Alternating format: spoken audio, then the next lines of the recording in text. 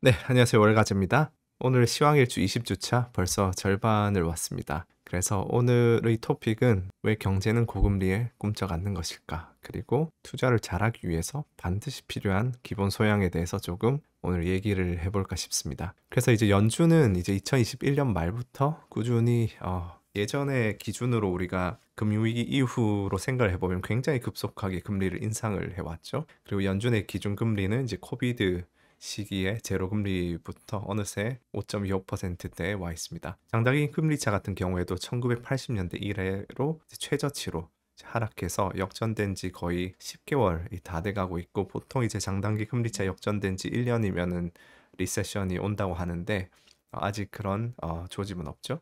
그래서 이런 모습을 보면서 이제 작년 말부터 많은 경제 전문가들이 경기 침체를 얘기를 해왔고, 또 실제로 SVB 사태 같은 그런 중소형 위기들이 촉발되기도 했는데요.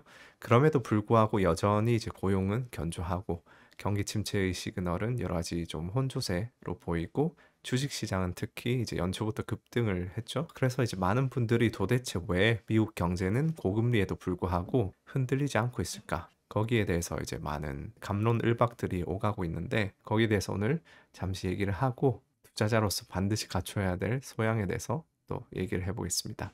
일단 고금리에 대해서 왜 이렇게 미국 경제가 강력한가? 거기에 대해서 제가 이 부분은 예전 시황일주에서도 계속 언급을 드렸던 것 같은데, 이제 고용 시장이 너무 강하다. 고용 시장이 견조하니까 소비가 죽지를 않고, 소비가 죽지를 않으니까 기업 실적도 그래도 좀 호조세고, 그런 측면이 있는데요. 일단은 그 베이비 부머 세대, 세계 2차 세계 대전부터 1960년대 중반 동안 출생했던 밀도 높은 그런 인구 집단이 이번에 이제 대거 은퇴함으로써 일자리에 좀 공백이 많이 생겼고요. 그래서 이 뉴욕타임즈 기사도 보시면은 좀 나이 든 층들이 일자리로 그냥 돌아가지 않고 있다, 그런 얘기들이 많습니다. 그리고 또 코비드 시기에 이제 해고를 단행을 했다가 다시 일자리를 채우는데 좀 기업들이 애를 많이 먹은 바 있어가지고, 이번에도 좀 직원을 해고하기보다는 노동 시간을 줄이고 있는 부분도 있고요. 그 외에도 이제 조금 더 거시적으로 바라보면은 이 부분도 이제 시황일주에서 예전에 말씀을 드린 것 같은데, 이제 트럼프 대통령 시기부터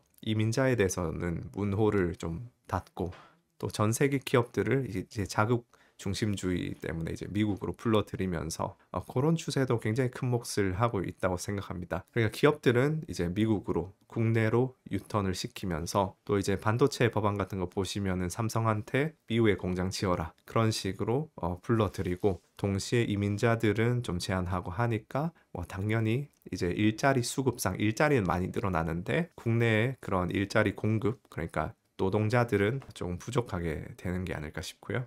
그다음 두 번째 요인으로는 이제 제가 자주 보는 암스트롱 씨의 기고문에서도 나왔었는데, 요 몇 주 전에 요 연준 블로그에 요런 게 떴습니다. 인플레이션과 긴축에 대한 비용. 여기서 보시면 이제 빨간 선이 현재 30년 모기지율로 계산했을 때 가계의 이자 부담. 요 초록색 선이 이제 실제로 가계 가처분 소득 대비 모기지 부담률이라고 할 수 있습니다. 근데 이 초록색 선이 보시면은 인플레와 금리가 이렇게 오르는 시기에도 계속 평탄하죠. 그러니까 쉽게 말해서 우리가 그 주택담보대출에 대해서 미국 가계들의 어떤 이자 부담이 전혀 그렇게 가시적으로 늘고 있지 않다, 그렇게 해석할 수가 있습니다. 이게 의미하는 바는 결국은 이제 가계들이 뭐 나름 스마트하게 변동금리보다는 고정금리로 많이 받지 않았나, 뭐 그렇게 추정을 할 수가 있고요. 한편으로는 또 기업은 어떨까요? 기업도 보시면은 지금 코비드 시기 2020년, 2021년에 미국의 기업들이 또 스마트하게 그 제로 금리 시기를 이용해서 사상 최대 수준의 그런 채권들을 발행을 했죠. 나름 그 주머니를 두둑하게 그런 현금 유동성을 많이 확보를 해놨다. 그렇기 때문에 금리가 오르더라도 어쨌든 엄청 그 저금리에서 많이 발행을 해놨기 때문에 꽤 버틸 수 있는 여력이 있다고 할 수 있습니다. 근데 이런 걸 보시면 이제 조금 생각해 볼 점이, 가계와 기업의 어떤 이자 부담이 적다, 이런 고금리 시대 이렇게 적다는 것은 거꾸로 해석하면 은행을 위시한 그런 금융권의 이자 수익이 적다, 그런 뜻이 되기도 합니다. 더구나 이제 장단기 금리차 역전으로 인해서 예대 마진도 축소되면서 금융 시스템이 스트레스를 고스란히 받아낼 수밖에 없겠죠. 그럼 이제 우리는 미국의 금융 시스템이 괜찮은지 그걸 살펴야겠죠.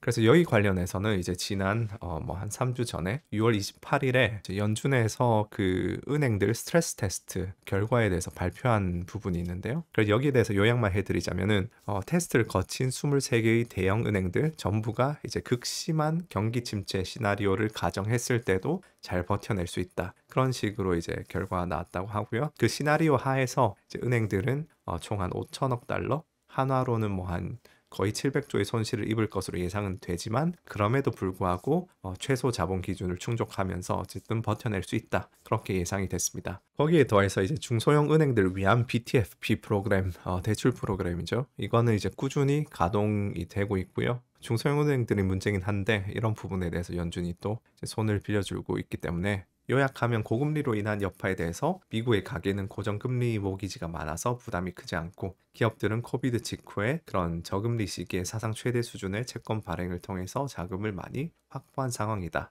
그런 상황에서 이제 그 가계와 기업의 반대편에 있는 금융 시스템은 꽤나 견조한 상황인 것이죠. 그래서 연준은 금융 시스템에 대해서 여러 지원책만 하면서 그것을 좀 보완해 주면은 뭔가 커다란 위기가 터지지는 않겠다. 그렇게 판단을 할 수도 있을 것인데 그런 상황에서 이제 지난주 발표된 CPI마저 3%대로 진입을 하니까 미국의 소프트 랜딩 혹은 이제 노 랜딩 시나리오는 조금씩 힘을 얻는 모습입니다. 그래서 미국은 이렇게 경고하고 사실 그래서 만약에 주식을 꼭 사야 된다면 저는 미국에 사야 되지 않을까 뭐 그런 말씀을 드려왔는데 만약에 다른 국가들 특히 이제 미중 패권 전쟁의 상대편에 있는 중국은 어떨까요? 그리고 이제 낮아지는 CPI 수치 속에서 연준은 왜 계속해서 연말까지 금리 인상을 좀 더 하고 고금리를 유지하겠다 이런 얘기를 하는 걸까요? 그런 부분에 대해서는 이제 뭐 슬슬 미중 패권 전쟁에 대한 컨텍스트도 우리가 고려를 해야 되지 않을까 싶은데 그래서 그런 부분에 대해서는 또 큰 토픽이라서 다음 주에 또 고금리 기조에 대한 어떤 미중 패권 전쟁 하의 컨텍스트에 대해서 말씀을 좀 드려보도록 하겠습니다. 그래서 저는 뭐 올해는 완전히 쫄보 모드라 가지고 환율이 1200대 내려올 때마다 그런 기회 때 이제 조금씩 달러 정기예금으로 계속 자금을 예치를 하고 있고요. 그다음에 지난번에 말씀드렸던 게 이제 골드가 1800대 와주면은 뭐 한 8% 언저리에서 포트폴리오 비중을 조금 안배를 하고 또 코스피 풋옵션을 한 1, 2% 사겠다 그렇게 말씀을 드렸었는데 최근에 보니까 이번에 CPI 3%대가 나오고 나서 센티먼트가 이제 좀 과매수 쪽으로 쏠리는 측면들이 조금 있는 것 같습니다. 왜냐하면 그 이전까지는 올해 초 제가 이제 쫄보 모드로 정기예금을 해야겠다 그렇게 생각했을 때만 해도 정말 많은 전문가들이 경기 침체 온다. 완전 주가 박살난다 뭐 이런 얘기를 많이 했거든요. 그러면서 이제 숏한 사람들도 많았는데 그 숏한 사람들이 요즘 이제 점점 숏 스퀴징도 당하고 이제 하나둘씩 항복을 선언하면서 이제 침체를 예상했던 전문가들도 점점 이제 뭐 소프트 랜딩 아닐까 이렇게 좀 전환을 하고 있는 것 같아서 이런 시기가 저는 이제 숏을 좀 해도 되지 않나 뭐 그런 생각을 하고 있습니다. 그래서 올해 초는 정말 제가 어떤 판단을 할 수가 없었어요. 너무 반반처럼 느껴지고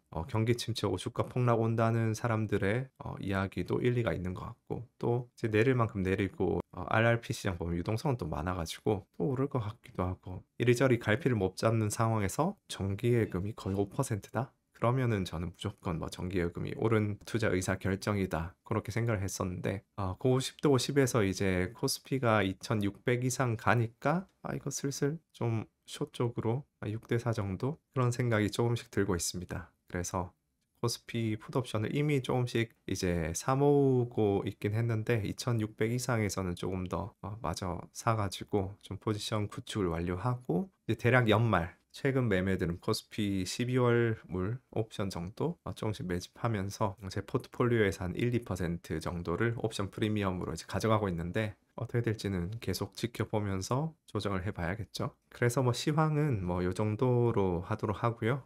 시황 일주가 벌써 반이 남았습니다. 이제 40주차까지 생각을 했는데 벌써 20주차가 지나는 걸 보니까 시간이 정말 빠르게 흐르는데요. 오늘은 제가 조금 잔인한 이야기를 해보겠습니다. 잔인한 이야기는 뭐냐 하면은 여러분이 아무리 유튜브 브라우징 하면서 이런 경제나 주식이나 각종 방송을 찾아다니신다 해도 이것을 하지 않으면 주식으로 수익 낼 가능성은 굉장히 희박하다는 사실입니다. 그것은 바로 주체적 사고입니다. 주체적 사고를 하지 않는 사람이 주식으로 돈 벌기를 바라는 것은 마치 이제 스스로 뭐 문제풀이를 하기 싫어하는 학생이 좋은 대학 가는 것처럼 좀 어려운 일이 아닐까 싶습니다. 저는 이제 스타트업이라는 상업적 목적을 가지고 유튜브를 하고 있고, 또 유튜브 조회수와 구독자가 늘어나는 것이 저에게는 도움되는 일이기는 하지만, 우리가 직장 생활할 때도 단순히 월급이 뭐 10,000원이라도 더 높은 곳을 고르는 것이 아니라 내가 하는 일이 그래도 의미 있고 또 가치가 있다는 느낌이 있어야지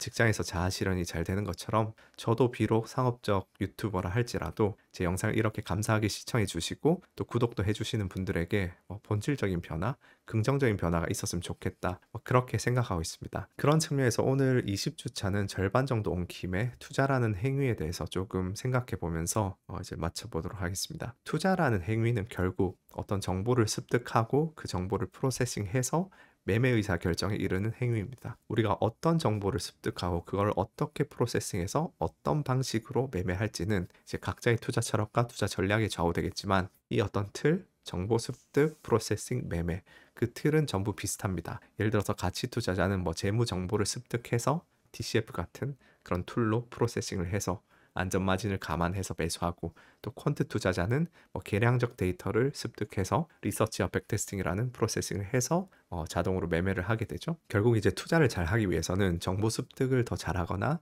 정보 프로세싱, 그런 분석들을 더 잘 해야겠죠. 그래서 뭐 퀀트 투자자나 트레이더라면 더 양질의 데이터를 구하고 뭐 더 나은 알고리즘이나 통계 모델링을 하는 것일 텐데, 이제 퀀트가 아닌 대부분의 개인 투자자분들에게 있어서 정보 습득을 더 잘하고 정보 프로세싱을 더 잘한다는 것은 세상과 사회와 경제와 산업에 대한 지식을 많이 습득하고 또 거기에 대해서 부단히 주체적으로 사고한다는 것과도 같습니다. 이 두 가지를 한꺼번에 충족시킬 수 있는 것은 바로 독서입니다. 그런 측면에서 이제 제가 좀 뜬금없지만 소개해드리고 싶은 책 한 권이 있는데, 이제 그로잉 업이라는 책입니다. 요 홍성태 님이 저자신데, 광고는 전혀 아니고요. 제가 개인적으로 이제 국내에서 존경하는 CEO 분인 차석용 부회장님, LG 생활건강의 경영에 관한 이야기인데, 이제 제가 이제 1년 반 전부터 스타트업을 시작하면서 기업 경영이라는 것이 뭐 함부로 생각해서는 안 되는 일이겠다 싶어서 짬짬이 이제 자기 전에 좀 읽은 책들 중에 하나입니다. 이게 LG 생활 건강이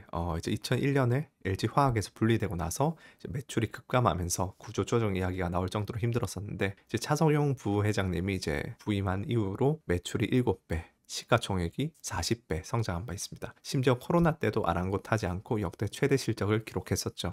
그러다가 얼마 전에 퇴임을 하셨는데, 이제 제가 정말 여기서 감명 깊게 봤던 것은 새벽 6시에 출근을 하시고 오후 4시에 퇴근을 하시는데, 오후 4시에 이제 퇴근하신 이후로는 집에서 쉬시는 것이 아니고 백화점도 가고 상점도 가고 면세점도 가고 가로수길 압구정 등등 세상을 끊임없이 돌아다니면서 백화점에서 사람들과 대화하고 점원과도 대화도 하셨다고 합니다. 올리브영에서 뭐 고데기를 사는 젊은 여성한테 그걸 왜 사는지 물어보면은 별의별 이야기를 다 들을 수 있다고 하시기도 했죠. 거기에 이제 독서와 학습도 쉬지 않으셨는데, 미국 유명 저널 4개의 미용, 헬스, 리빙, 럭셔리 분야의 16개 잡지와 저널을 구독하시고 매달 이제 책 10권 정도 별도로 읽으신다고 합니다. 요즘 사람들이 좋아하는 거라면 유행하는 그런 영화나 드라마는 밤새워서라도 보시고요. 제가 그걸 읽으면서 이 차석용 부회장님은 주식을 하셨어도 엄청나게 성공하셨겠다, 그 생각이 들었습니다. 세상의 트렌드와 흐름을 읽기 위해서 매일 그 정도 노력을 하시는데, 결국 주식이란 상품도 이제 중장기 투자의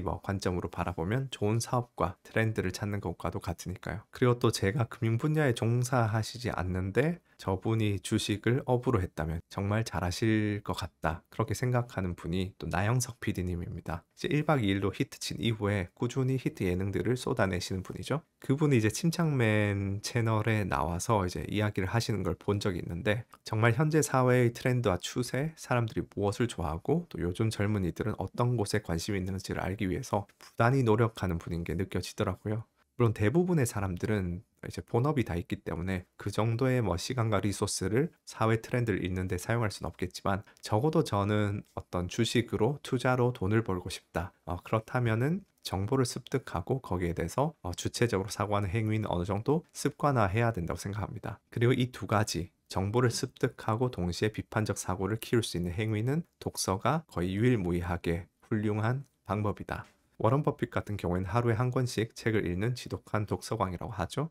또 다른 투자 거장인 조지 소로스는 스스로의 철학 이론도 정립한 철학자고, 또 세계 3대 거장 중에 하나인 짐 로저스는 역사와 철학을 전공한 지독한 독서광으로 널리 알려져 있습니다. 또 다른 가치 투자 거장 또 모니시 파브라에 따르면은 찰리 멍거는 1년에 400에서 500권의 책을 읽는다고 합니다. 반면에 우리가 지난 1년간 읽은 책은 과연 몇 권이나 될까요? 2021년 기준으로 1년 동안 단 한 권도 읽지 않은 성인이 무려 53%가 된다고 합니다. 이건 상당히 충격적인 수치입니다. 이제 연간 평균으로 따지면 종이책, 전자책, 오디오북을 전부 합쳐도 4.5권밖에 되지 않는다고 합니다. 찰리 멍거는 정확히 그 100배를 읽는 것이죠. 과연 누가 주식시장에서 승자가 될 자격이 있을까요? 혹시 어젯밤에 좋은 책을 읽을 황금 같은 시간에 침대에 누워서 스마트폰을 하진 않았나 우리가 자문해 볼 필요가 있습니다. 근데 뭐 그것도 좋습니다. 모든 사람이 찰리 멍거처럼 뭐 될 수는 없으니까요. 독서광 그것도 취미가 있어야지 하는 것이지. 그런데 한 달에 한 권조차 읽지 않을 거라면 적어도 남들보다 더 나은 인생을 살고 싶은 욕심은 버려야 하지 않을까 싶습니다. 남들보다 더 나은 인생, 남들보다 더 나은 초과 수익, 그리고 경제적 자유를 얻고 싶다면 남들보다 더 많이 노력하고 더 많이 독서하고 지식을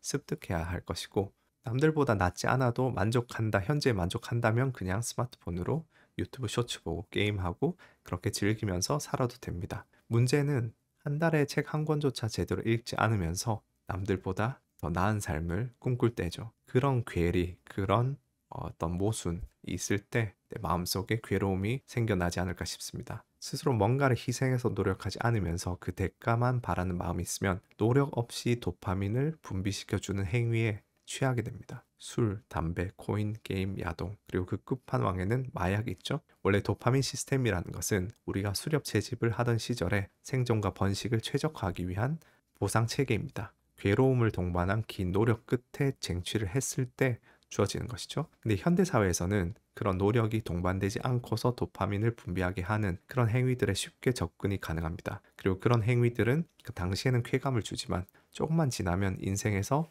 허무감과 우울을 가져다 줍니다. 마약 때문에 사람이 망가지는 이유도 거기 있습니다. 주사 한 방으로 어떤 지고의 쾌락을 느꼈는데 그 이후에는 일상생활에서 그 어떤 행동이나 노력을 하더라도 그에 준하는 어떤 도파민 분비가 일어나지 않기 때문이죠. 비슷한 실험을 쥐에게 했는데 어떤 버튼을 누르면 도파민을 자극하도록 했더니 옆에 이제 먹이가 있음에도 불구하고 그 버튼만 누르다가 굶어 죽었다고 합니다. 차트 트레이딩이나 코인 매매도 마찬가지입니다. 저는 차트 트레이딩이나 코인으로 돈을 벌 수도 있다고 생각합니다. 그럼에도 불구하고 제가 계속해서 유튜브에서 그런 것들을 권하지 않는 이유는 차트를 보고 읽고 따고 또 코인으로 막 엄청난 대박을 냈다가 막 쪽박을 차고 그런 과정들이 이제 도파민 시스템을 자극하는데 거기에 익숙해지면 일상적인 삶에서 건강한 자극들에 무뎌지기 때문이죠.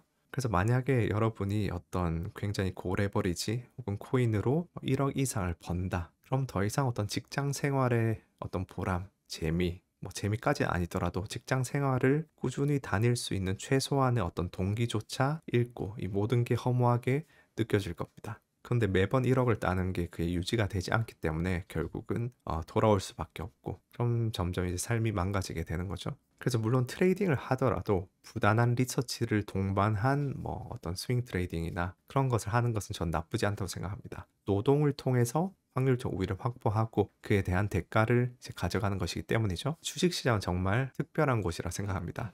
제가 꾸준히 노동을 해서 그에 대한 정당한 대가를 가져가는 일터로 삼고 싶으면 그런 일터가 되어주기도 하는데, 노동하지 않고 유행으로 대박을 바라는 그런 도박장으로 삼고 싶으면 그런 도박장이 되어주기도 합니다.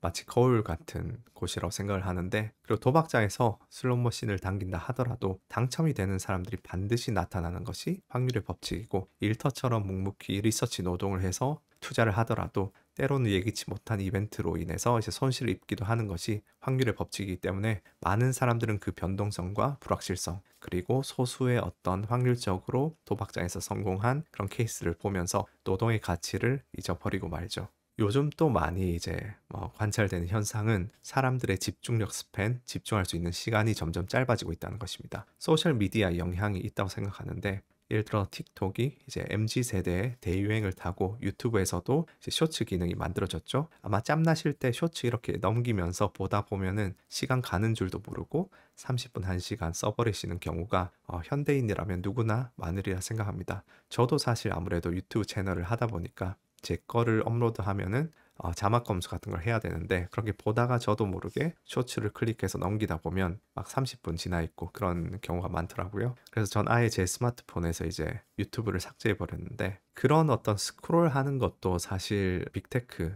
회사들에서 사람들을 대상으로 실험을 합니다. 제가 이제 지인이 페이스북 쪽에 머신러닝 엔지니어 그런 걸로 가셨었는데 거기서 하는 일들이 이제 페이스북 유저들을 이제 그룹을 나눠서 어떤 식으로 UX, UI를 구성했을 때 더 오래 페이스북을 사용하는지 그런 것을 테스팅해서 그걸 학습 데이터 삼아서 머신러닝 알고리즘을 짜고 그런 식을 하는데 아마 오래 전부터 이제 페이스북을 하시던 분들은 기억나실 겁니다. 예전에는 뉴스 피드가 뭔가 페이지 넘기듯이 그렇게 돼 있어서 무한히 스크롤이 안 됐었는데 어느 순간부터 그런 피드들이 계속해서 내리면 내릴수록 무한하게 스크롤되는 형식으로 바뀌었죠. 그런 식으로 SNS나 그런 웹에 있는 서비스들이 전부 다 우리를 중독시키기 위해서 알고리즘들을 만들고 또 우리를 상대로 테스팅하고 그렇게 되기 때문에 상당히 위험한 부분이 있지 않을까 싶습니다. 그렇게 해서 유튜브 쇼츠나 틱톡처럼 굉장히 짧은 영상을 수용하는 것에 익숙해지는 사람의 뇌를 살펴보면은 ADHD가 아닌 사람도 ADHD와 흡사한 현상이 관찰된다고 합니다. 집중력이 짧아지고 쉽게 지루함을 느끼고 조금만 긴 영상, 조금만 긴 글을 읽는 것을 견디지를 못하는 것이죠. 그럼 긴 유튜브 영상 괜찮을까요? 월가제 채널의 정보 영상은 괜찮을까요? 조금은 낫겠죠. 하지만 투자를 잘하기 위해서는 정보를 습득하는 것뿐만 아니고 그 정보에 대해서 주체적으로 내가 비판적으로 사고하는 능력도 있어야 합니다. 요즘처럼 정보의 홍수 시대에는 오히려 습득보다 비판적 사고력이 더 중요하죠. 그런 면에서 TV나 유튜브처럼 끊임없이 움직이면서 시각 자극을 주는 매체는 여러분이 그 정보를 수동적으로 수용하도록 만듭니다. 나에게 정보 전달하는 매체 쪽이 액티브하게 시각과 청각 정보를 보내니까요. 반면에 책의 경우 이런 책은 가만히 수동적으로 그냥 그곳에 존재를 합니다. 책을 읽는 사람이 주체적으로 읽는다는 행위를 하면서 그것을 습득해야 하죠. 그러면서 그 간극 페이지 간에 잠시 멈춰서서 내가 읽은 것에 대해서 능동적으로 사고하고 또 다음 문장을 읽고 그런 행동을 반복하면서 계속해서 사고를 하게 되는 거죠. 하지만 요즘 둘러보면 다들 거의 99%가 스마트폰을 끼고 살죠. 근데 오히려 그런 것이 여러분에게는 기회입니다. 주식시장에서 내가 초과 수익을 내기 위해서는 누군가가 초과 손실을 내야 합니다. 아까 전에 말씀드렸듯이 10만원짜리 주식을 8만원에 사기 위해서는 다른 바보 같은 사람이 10만원짜리 주식을 8만원에 팔아줘야 하기 때문이죠. 다시 말해서 내가 시장 참여자들 중에 평균 수준 이상의 의사결정을 꾸준히 할 수 있다면 초과 수익을 낼 수 있는 것이죠. 그런 측면에서 대한민국 성인 평균 독서량이 1년에 4.5권밖에 되지 않는다면 한 달에 한 권만 읽어도 평균의 3배 가까운 독서를 하는 셈이 됩니다. 일주일에 주말 반나절 내서 주당 한 권을 읽으면 12배 가까운 독서를 하게 되죠. 어떻게 그렇게 사람이 팍팍하게 사느냐 생각하시는 분들도 계실지 모르지만 제가 말씀드리는 것이 막 엄청 대단하게 막 5시간씩 자면서 수험생처럼 한숨도 쉬지 않고 뭔가 하라는 게 아닙니다. 한 달에 딱 한 권, 그게 뭐 대단히 유익한 인문학이나 경제학 책이 아니어도 된다고 생각합니다. 이영도 씨의 피를 마시는 새처럼 뭐 재미있는 소설 읽어도 좋다고 생각합니다. 한 달에 한 권만 읽어도 성인 평균의 3배 독서를 할 수 있는데 그 정도는 해볼 수 있지 않을까요? 뭐 하루에 10분 정도 뭐 지하철이든 화장실이든 자기 전이든 여러분이 스마트폰을 꺼낼 때 유튜브를 뭐 40분 본다면 그 중에 10분은 뭐라도 읽거나 아니면 길게 좀 집중해야 하는 영상을 듣거나 뭐 해보시면 어떨까요? 그게 하루 10분이 이제 모이고 모여서 조금씩 인생을 바꿔 나간다고 생각합니다. 그리고 거기서 조금만 더 나간다면 매일 일기를 10분이라도 쓰는 그런 사소한 습관만 가지더라도 아마 97%의 사람들보다 앞서 나갈 수 있다고 생각합니다. 저는 이제 벌써 몇 년째 구독자분들에게 일기 쓰시라고 그게 인생을 바꾸는 가장 간단하고 가장 확실한 일이라고 몇 번이고 말씀드리고 있습니다. 이 어떤 유튜브에 떠도는 모든 정보의 파편들은 전부 표면적인 것입니다. 이제는 정보의 홍수 시대라서 이 작은 화면 안의 세상에는 부자 될 수 있는 정보와 거지 될 수 있는 정보들은 혼재돼서 차고 넘쳐납니다. 그 속에서 여러분이 더 행복한 삶을 살 수 있는가? 거기에 대한 답은 뭐 이것만 하면 부자 된다. 이 주식 앞으로 10배 오른다. 그런 부스러기에 달려있는 것이 아니고 스스로 독서와 일기 쓰기를 통해서 나의 정보 프로세스 기관인 이 뇌의 근육을 얼마나 단련시키는가에 달려있다는 것을 말씀드리고 싶습니다. 그것이 본질이고 그것만 되면 나머지는 전부 알아서 풀려갈 것이라 생각합니다. 그래서 이렇게 40주간의 시황일주 전반부를 마치면서 다음 주에도 21주차로 또 뵙도록 하겠습니다. 감사합니다.